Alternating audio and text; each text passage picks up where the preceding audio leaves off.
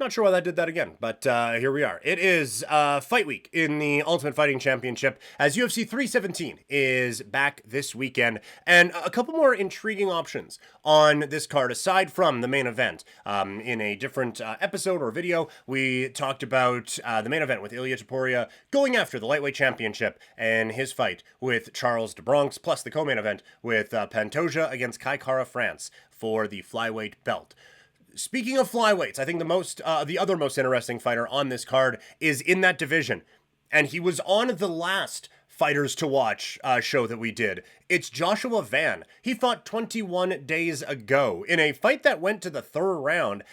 He is one of the most exciting prospects in the sport, and he continues to grow. Coming off of that impressive win at UFC 316, now it is a gigantic step up in competition on 21 days to get ready for a fight with Brandon Royval, who bounced back after a title loss with two good wins to Brandon Moreno and Tetsuya Tairo. So, if he had a full camp, I would be wondering if Van was ready for this level of a step up in competition. In 21 days, I applaud him greatly for giving this a shot and seeing what he has.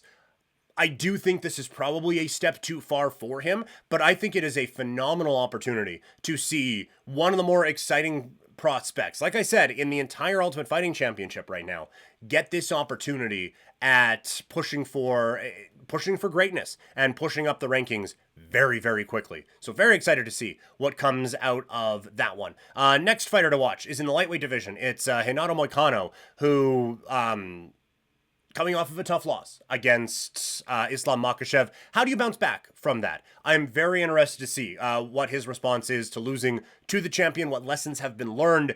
He was on a great run going into that, and it got stopped fully.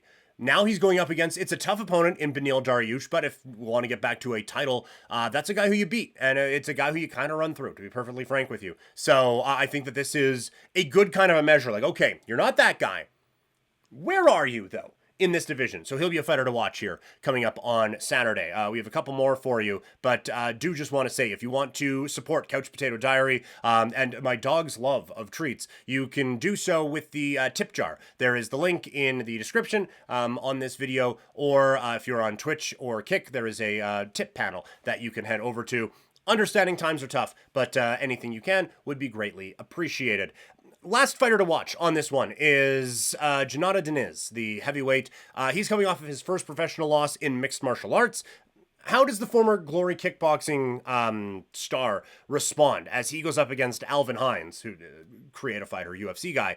Diniz, bit of hype into it, not huge. Like, there have certainly been more hyped fighters coming from Glory. If you're gonna do it, come from the kickboxing world. Heavyweight is kind of the way to do it.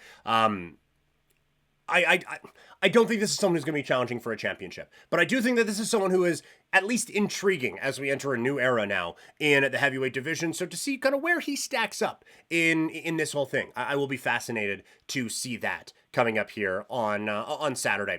Overall, this isn't the deepest card. It is a little top heavy, and I know we say that about a lot of UFC fights. It's been a little bit better recently, and this is better than some real bad ones that we have had in the past, but I think it is a few fork in the road moments for a few fighters, that there are a lot of guys and girls on this card who they lost their last fight and now are looking for a rebound, or they've just won coming off of two losses in a row. And there's a lot of like, okay, what do we actually have here in this fighter? So a few intriguing fights coming up on Saturday.